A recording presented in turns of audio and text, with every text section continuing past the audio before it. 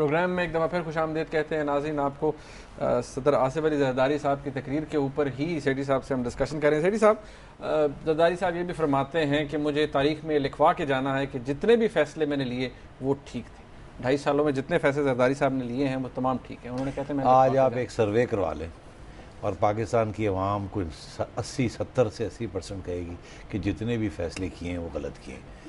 یہ میرا مطلب تجزیہ ہے کہ اگر آپ پولنگ کروا لیں تو لوگ یہ کہیں گے. مگر اگر زرداری صاحب آپ نے 5 سال کاٹ گئے، اگر کاٹ گئے، تو پھر میرا خیال ہے کہ یہ جو فگرز ہیں یہ تبدیل ہو جائیں گے. اچھا، اوکے. اس کی وجہ یہ ہے کہ یہ کاٹیں گے اسی صورت میں اگر انہوں نے کوئی اچھے کام کیے، اور اگر اچھے کام کیے اگلے 2 سال میں تو لوگ پچھلے 2 سال کے جو غلط فیصلے ہیں ان کو بھول جائیں گے. اوکے. اچھا، ایک اور بات انہوں نے یہ بھی کہی کہ آج تک کسی بھی صدر نے مرضی سے اپنی پاورز جو ہیں وہ ریلنکوش نہیں دی. مجھے وہ کہتے ہیں پاورز کا کوئی شوق نہیں. 18ویں ترمیم کو ریفر کر رہے ہیں.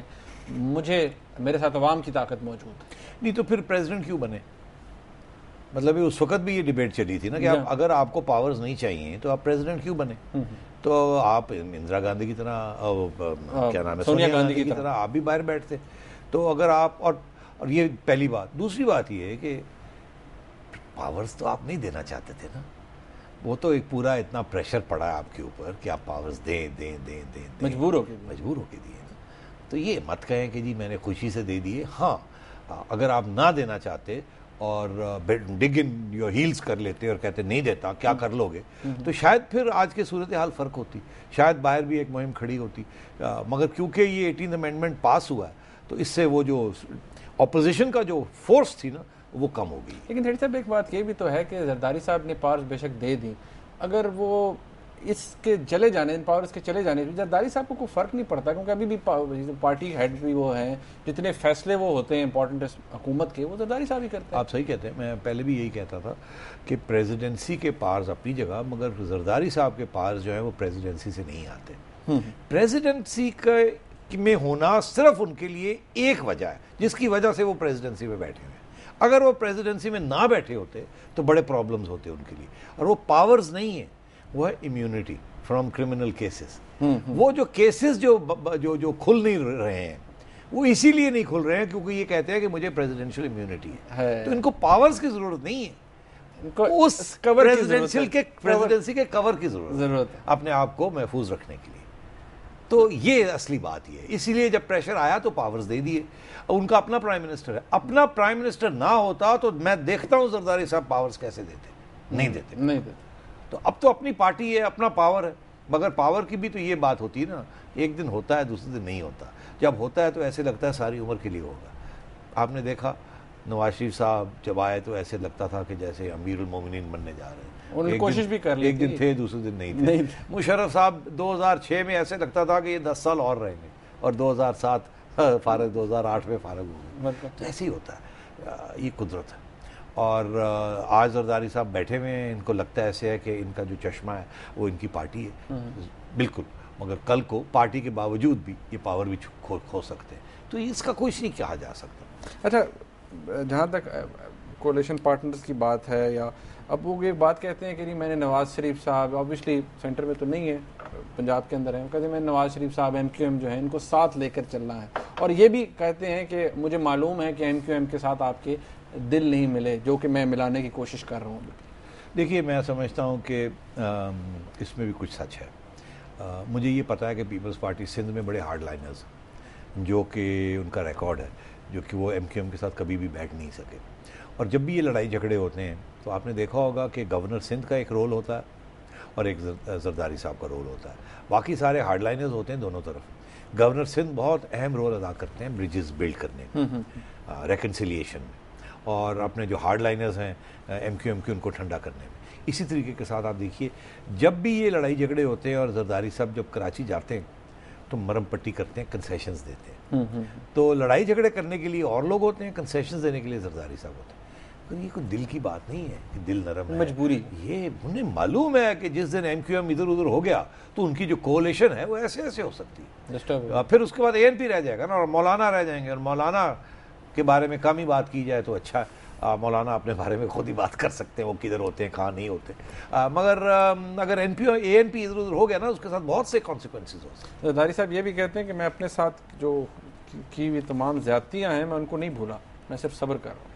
ہاں, اب زیادتیاں کس نے کی؟ آج ایک بڑا دلچسپ بیان تھا.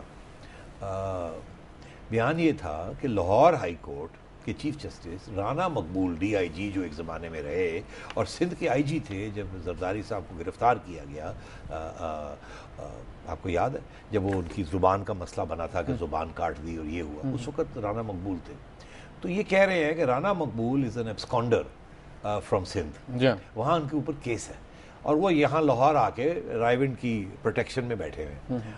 اور پیپلز پارٹی والوں کا یہ کہنا ہے کہ Lahore high court chief justice in کو کیوں نہیں گرفتار کرتا, آرڈر کیوں نہیں کرتا کہ وہ گرفتار ہوں. وہ ایک ایبسکانڈر ہیں فرام دا سندھ اور پنجاب میں پناہ لی ہوئی, ایک قسم کا اسائلم لیا. تو یہ وہ کہہ رہے ہیں کہ میں بھولا نہیں ہوں, مجھے یاد ہے میرے ساتھ کس نے کیا کیا. ہاں, یہ نہیں کہہ رہے کہ میں انتقام لوں گا, مگر یہ کہہ رہے ہیں, دھمکی دے رہے ہیں کہ میں بھولا نہیں ہوں. یہ نہ سمجھے کہ میں کمزور ہوں, میں بھول گیا ہوں, میں نے معاف کر دیا.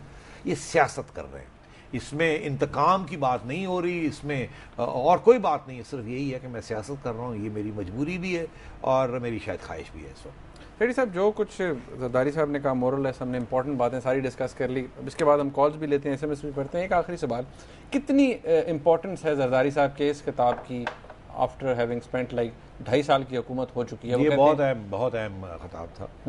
ہمیشہ زرداری صاحب موقع ڈھونڈتے ہیں سندھ میں کوئی نہ کوئی ایونٹ ہو جس کا یا محترمہ کے ساتھ تعلق ہو یا بھٹو صاحب کے ساتھ تعلق ہو, اور وہ وہاں جا کے سندھ میں وہاں جا کے یہ اس طریقے سے گرجتے ہیں. آپ کو یاد ہوگا پہلے بھی 2-3 دفعہ ایسے ہو چکا ہے.